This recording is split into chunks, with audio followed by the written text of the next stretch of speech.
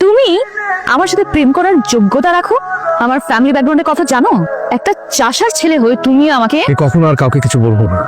কোথায় যাচ্ছ? বসো বস, কিছু না খেয়ে যাবে? আচ্ছা, আপনি বারবার আমাকে ফোন করেন না। আমি তো আপনাকে বলেছি যে আপনি যাকে খুঁজছেন আমি সেই মানুষ না। কিন্তু আমার মেডিকেল ফাইলে তো আপনার নাম্বারটাই দেয়া। নাম্বারে কত ভুল হচ্ছে, অযথাই মানুষকে বিরক্ত করবেন না।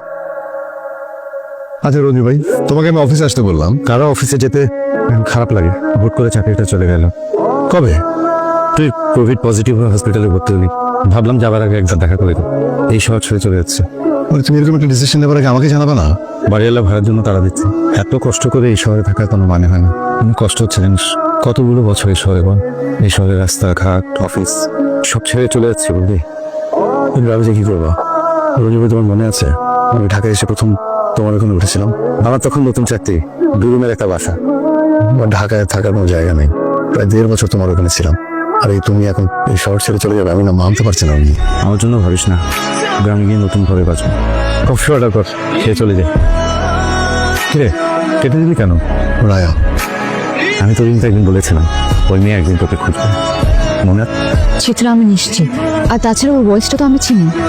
এত বছর পর একটা মানুষের ভয়েস তোর মেমোরিতে আছে? বাবা যা যা বলেছে সবকিছুই শিহাবের সাথে মিলে যায়। এটা শিহাব ছাড়া অন্য কেউ হতেই পারে না। কিছু একটা কর। কফি খেতে দেখেছিস? আগে কফি খাওয়া। তুই ওর সাথে দেখা করতে চাচ্ছিস কেন? 4-5 বছর আগে ওর সাথে তুই যা করেছিলি। ভাবতে চিত্রা, আমি একটা দুঃস্বপ্ন থেকে জেগে উঠতে চাইছি। একটি মহামারী এসে পৃথিবীর সবকিছু কিভাবে বদলে দিল দেখ। মানুষের জীবন যে কতটা ঠুনকো সেটা এখন আমি খুব ভিতর থেকে বুঝতে পারছি। কি ভয়ঙ্কর ঘৃণা ছিল আমার মধ্যে, কিরকম অহংকার একটা মেয়ে ছিলাম আমি। কিরে কোথাও যাচ্ছিস? বিজনেস ফ্যাকাল্টির মেয়ে, নাম রায়া। দেখতে অনেক সুন্দর, অনেক বড় লোকের মেয়ে। চেষ্টা করে দেখ। আমাকে সঙ্গে দাড়িটাও নিয়ে যেতে বলেছে। কোনো কারণে নার্ভাস, তুই যাওয়ার পরে নার্ভাস হয়ে যেতে পারি। তারপর রায়া, তুই কি করতে চাচ্ছিস আমাকে একটু বলবি? আরে আসুক না।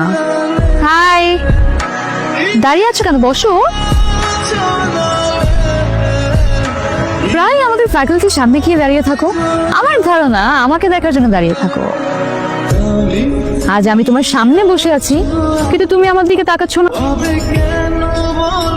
কবিতা এনেছো? শোনাও। আমি শোনাতে পারবো না। আরে বাবা, কই দেখি, দেখি তো একটু। আমি ইমপ্রেসড। আমরা তো খেয়ে ফেলেছি। আমি কিছু খাবো না। বিলটা কিন্তু তোমারই দিতে হবে। সবকিছু মিলিয়ে 3400। বিলের কথা শুনে ভয় পাচ্ছ নাকি?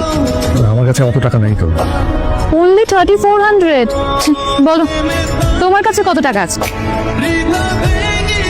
770 টাকার মতো। 700